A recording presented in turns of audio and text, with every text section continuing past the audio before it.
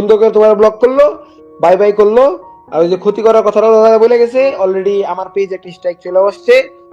আসসালামু আলাইকুম এভরিওয়ান। ইতিমধ্যে যারা ওবায়দুল ভাইয়ের ভিডিও দেখছো তারা হয়তোবা প্রথমে ওবায়দুল ভাইয়ের পক্ষে চলে গেছিলা, দেন সবাই যায় বাংলাদেশ টপ ওয়ানের কমেন্ট বক্স পুরোপুরি ভরে ফেলছো। দেন এখন যখন বাংলাদেশ টপ ওয়ানের ভিডিও প্রকাশিত হলো তখন কিন্তু সবাই আবার বাংলাদেশ টপ ওয়ানের পক্ষে বেশিরভাগ চলে গেছে। একটা জিনিস কি, যে কোনো কন্ট্রোভার্সিতে হয়তোবা কারো একটু দোষ বেশি থাকে বা কম থাকে, কিন্তু একটা জিনিস কি, তুমি যার ভিডিও দেখবা তোমার তাকেই সঠিক মনে হবে। তো একটা জিনিস আমি যদি ব্যক্তিগতভাবে বলি ভাই, সর্বপ্রথম তুমি মনে করো যে এই 3 ইউটিউবার থেকে ভাই কার নাম জানতা? তোমার যদি বলা হয় প্রান্ত দাদা, ওবায়দুল ভাই অ্যান্ড বাংলাদেশ টপ ওয়ান, তুমি কারে সবার আগে চিন্তা?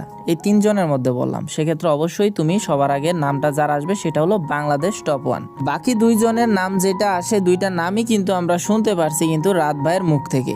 অর্থাৎ এর আগে না আমরা প্রান্ত দাদাকে চিনতাম, না আমরা ওবায়দুল ভাইকে চিনতাম। তো এইভাবে আস্তে আস্তে যখন বাকি 2 জন জনপ্রিয় হয়ে ওঠে তখন কিন্তু আমরা 3 জনকে একদম খুব ভালো বন্ধু হিসেবে জানতাম। তাদের মধ্যে তেমন কোনো সমস্যা, এরকম যে সমস্যা হবে এটা আমরা কখনো ভাবিও নাই। আর শেষমেশ এই সমস্যার কেন্দ্রবিন্দু হয়ে যায় প্রান্ত ভাই নিজেই।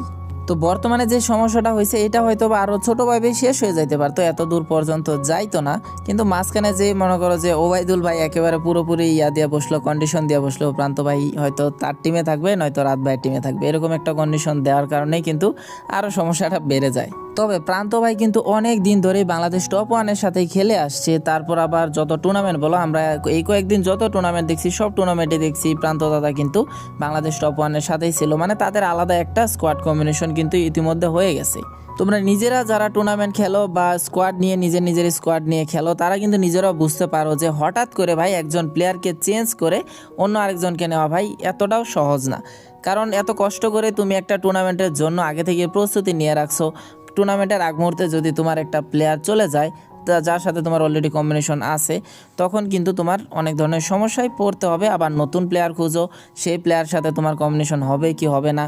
তো প্রথমে যেহেতু বাংলাদেশ টপ ওয়ানের সাথে ওবায়দুল ভাইয়ের পরিচয় ছিল, দেন সেখান থেকে ওবায়দুল ভাইয়ের আইডিতে প্রান্ত দাদা খেলে দিত, এরপর থেকে তার সাথে আবার পরিচিত হয়। তো এই ক্ষেত্রে যেহেতু তুলনামূলকভাবে রাত ভাইয়ের থেকে প্রান্ত দাদার সাথে ওবায়দুল ভাইয়ের সম্পর্ক প্রথম দিক দিয়ে সবচেয়ে বেশি তাদের ক্লোজ সম্পর্ক ছিল, সেই দিক দিয়ে ওবায়দুল ভাই চাচ্ছে যে না, যে প্রান্ত দাদা যাতে ওনার টিমেই খেলে।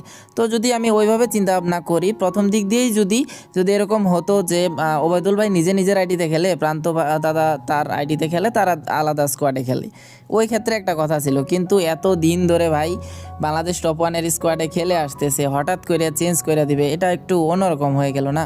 কিন্তু এটা শুধু আমার মুখের কথাই না, প্রান্ত দাদা নিজেই কিন্তু বলছে যে ভাই যদি পুশ করে দেওয়ার কথা হয়ে থাকে সেক্ষেত্রে আমি হয়তো বা আপনার স্কোয়াড মেট হয়ে বা আপনার আইডিতে গেম প্লে করে দিতে পারবো, কিন্তু যদি কোনো টুর্নামেন্টের কথা আসে বা স্পোর্টসের কথা আসে তাহলে আমি রাতের টিমে খেলবো, ঠিক আছে, রাত ভাইয়ের টিমে খেলবে, এটা কিন্তু উনি বলছেও।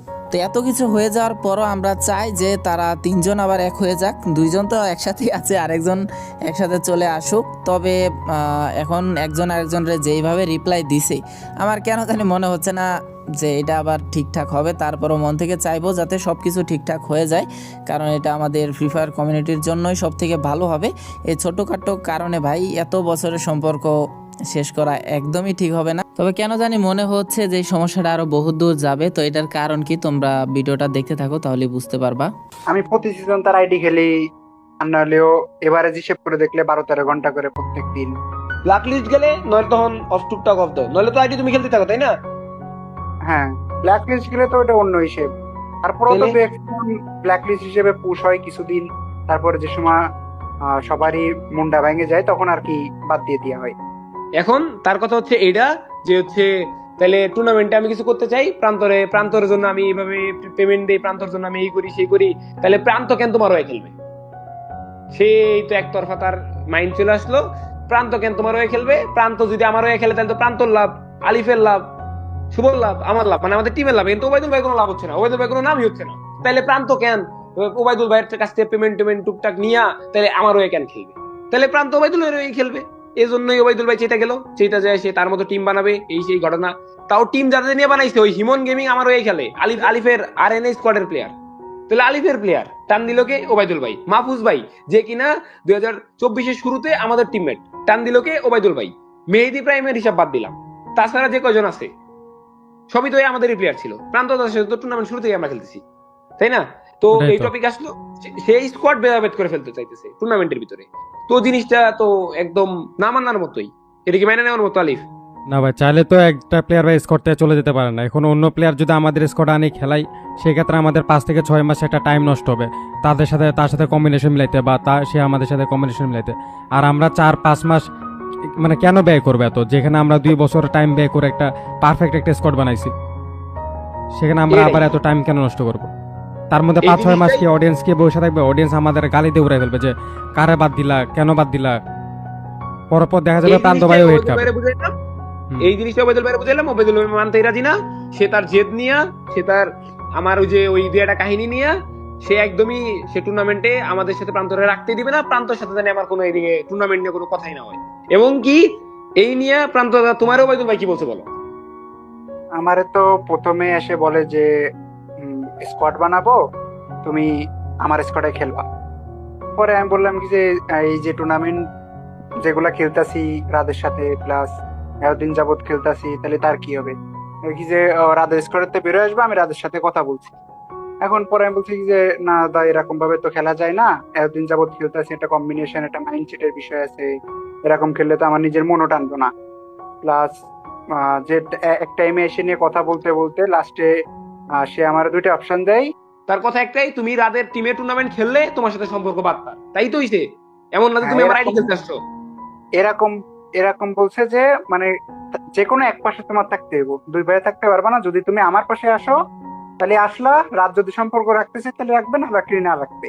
আর যদি রাতের পাশে চলে যাও তাহলে আমি তোমার ব্লক করে দিব, তোমার সাথে কোনো সম্পর্ক থাকবে না। হ্যাঁ, আর আমি ওবায়দুল তো ভাই বলছি যেখানে না। বলছে আমরা প্রান্ত বাইরে টান মারে নিয়ে গেছি, তো প্রান্ত বাইরে তো আমরা কেন টানবো ভাই? আমরা তো আরো কোনো অপশন দিই না, হয় ওই সাইডে থাকো না আমাদের সাইডে থাকো, আমরা তো আরো কোনো অপশনই দিই না তেমন। আমরা যেমন তো এরকম ওবায়দুল ভাই কোনো বললো। অপশন দিই নাই যে হয় তুমি ওইদিকে থাকো না আমার দিক থাকো। আমরা এরকম কোনো কিছু দাদারে বলিই নাই। উল্টা ওবায়দুল ভাই তারা এই অপশন দিয়েছে, দাদা সব চিন্তা ভাবনা করে দেখছে যে না, আমার তো টুর্নামেন্টে আমি এতদিনের কম্বিনেশন, আমার মন টানে না ওইদিকে, সে এর জন্য সিদ্ধান্ত নিয়েছে আমাদের কাছে আসা যে টুর্নামেন্টে আমি তোমাদের সাথে খেলবো। এখন ওবায়দুল ভাই তারা ব্লক করে চলে গেছে, আইডি পাসওয়ার্ড সব চেঞ্জ করে।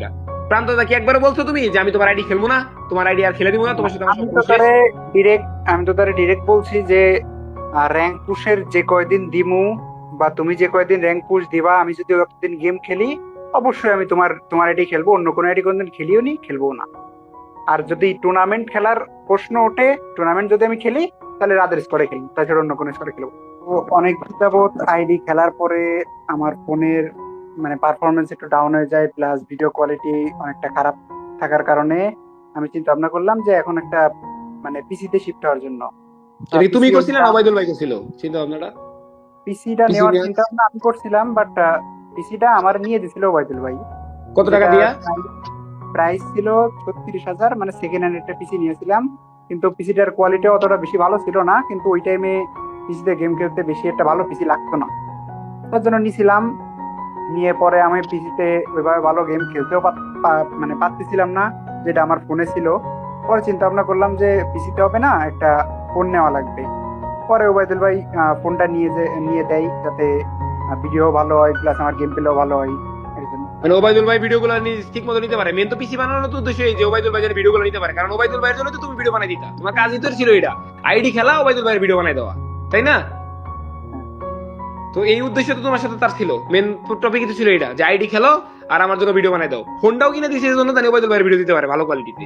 এবং তোমার এখানে পাওনা আছে, তুমি তার কাছ থেকে 4 সিজন আইডি খেলার নিছো 10,000 টাকাও না, ওই এমবি খরচ নিছো, তাইলে যে তোমার পরিশ্রমিক আছে, অবশ্যই আইডি খেলার দিকে একটা পরিশ্রমিক থাকে। আলিফরে যেমন 8 ঘন্টার জন্য 20, 25, 30 অফার করে, ওইরকম তো তোমারও অফার করতো। ধরো ওবায়দুল ভাই তো ভিডিও বললো 50K, তাহলে তো তোমার ওই 4 সিজনে আসে 2 লাখ, তাহলে ওই 2 লাখ টাকা নিয়া তাহলে ওবায়দুল ভাই তুমি ফোন আর পিসি দুইটাই দিয়ে দিতা নাকি? জিনিসটা যদি আমার সে টাকার কোটা দেয়, অবশ্যই তাহলে তুমি বলো তাহলে তুমি 2 লাখ টাকা নাও, তুমি ফোন আর পিসিটা দিয়ে দাও।